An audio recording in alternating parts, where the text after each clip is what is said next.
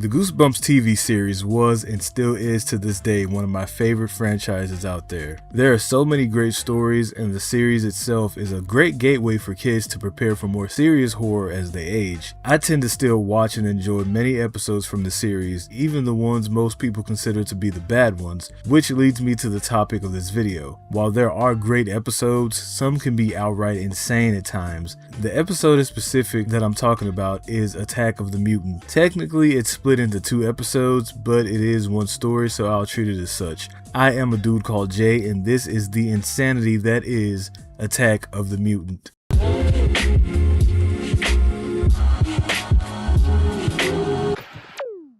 Attack of the Mutant is a pretty polarizing episode for me for obvious reasons. For many, they'd rightfully compare it to the classic comic book heroes before it, but for me, it was in line with what I liked about Power Rangers, fully suited superheroes taking on villains. What also made me gravitate towards it was how vibrant the episodes were. Things in the 90s were just so bright and vibrant, full of color, while things today just seem so grayed out. Anyway, it starts off with a kid named Skipper reading his favorite comic book series, The Masked Mutant, featuring totally not a ripoff of Venom. His mom pops in and tells him that his dad's home. Is all his homework finished? Hello, dear. Is all your homework finished?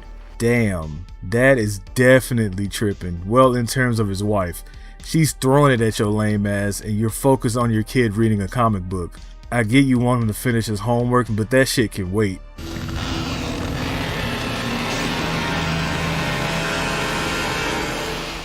Now at school, a geeked up Skipper meets up with his best friend to talk about the new comic book, but... Wait, new rock I found? Look.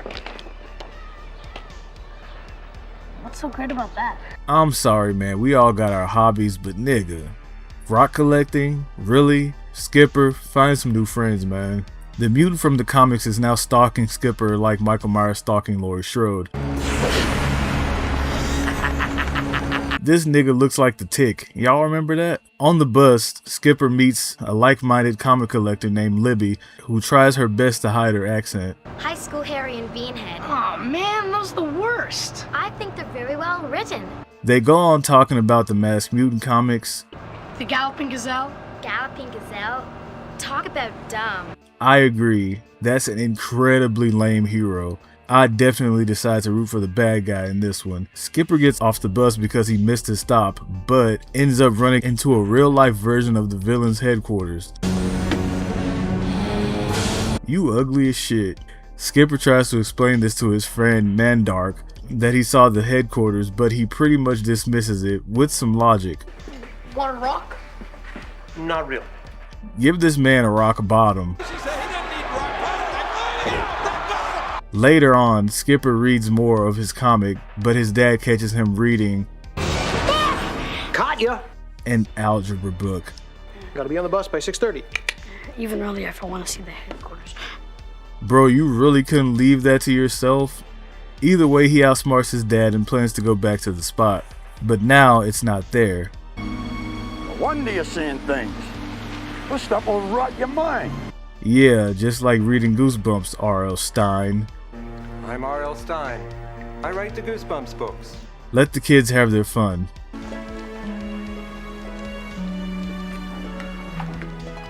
This man's mom is a hopeless romantic. Man, look. If Skipper's dad don't want her, pass her to me. I knocked the dust off that pussy. The stuff that's happening to Skipper in real life is now making its way to the comic book. He goes back, but this time Libby is there, and they actually pass through an invisibility curtain to see the headquarters is still there. Now what? Let's get out of here, okay? You scared now? The two enter, and it's a really trippy but totally 90s building on the inside. Skipper gets beamed, which leads to a reveal at the end. We'll get there soon. They further explore the building, and seriously, look at this. It's super fucking 90s, and I love it. It's some Power Ranger shit, I'm telling you. Despite pressing the up button, they arrive at the bottom floor where Skipper says he feels weird. Then, Libby starts tweaking. The elevator stops working, so they decide to step out, but when they do, the doors close on them. Skipper ends up finding a room where artwork is laid out for the comic books, but then... It's me. He ends up finding art of himself, and then... End of part 1. But let's keep rocking. That was a cheap jump scare though. Why show the mutant if it really wasn't him? I guess. They end up finding a way out and Libby is totally freaked out, so the two go their separate ways. Damn, she Batmaned her way out of there. Now at home, Skipper starts tweaking out himself and has comic vision. Imagine really living like that. You know, that's what I like about collecting my rocks. There's nothing weird about them. No invisible rocks. No rocks that look like me. Fuck this kid, man. More stuff about Skipper ends up in the comic. He tries to show his parents, but the right circumstances happen to where they can't see it. You know, this part of town's not a good place for a kid to be at night. That's true actually, man. Why is this kid out so late, and why did his parents let him? So you completely missed that. He goes back inside the headquarters and ends up finding the lamest fucking hero of all time, the Galloping Gazelle. It's Adam West too. Man. Anyway, he thinks Skipper is a hero as well, and he pretty much shits on Skipper the whole time even though he helped him out. You know, kid, if you're gonna be a superhero, you gotta start working out. This lame ass hero ends up sitting in a conveniently placed chair and then... Snake! Look at this man. I would have left him tied up. He's right, I'm too old for this superhero stuff. You're on your own, kid. What? Bro, he is the worst superhero ever, like in history. Fuck him. The mutant is lame too, but he's infinitely better than the Gazelle. Libby just shows up there and is geeking out, even though she was shitting on the comic earlier.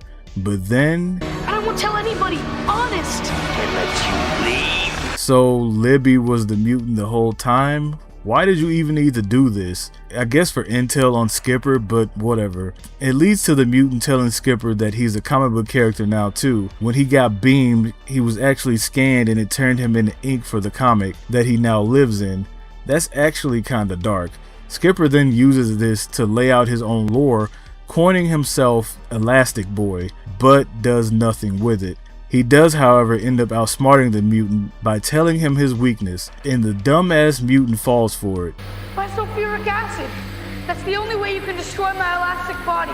Turning himself into acid, which the mutant can't shift back into a solid form after he turns into liquid. I've now come to the conclusion that everyone who told this nigga about reading these comic books were bad were all right. If all these comics are like this, you are definitely wasting time. They fucking suck. The next day, Skipper and his mom were talking, and she notices ink on his hand. She tries to scrub it off and ends up seeing a comic book titled Elastic Boy. Skipper pulls away and heads to the living room while still having his hand held by his mother in the kitchen. He is in fact Elastic Boy now in real life. Or the comics. Who knows, but that's how it ends. Definitely the worst superhero and supervillain combination in history. The hero is lazy and lame, the villain is dumb and overly comical, and even with all that, I fucking love these episodes. I do tend to like a wide variety of things I think are dumb sometimes, but this one just has a certain charm to it.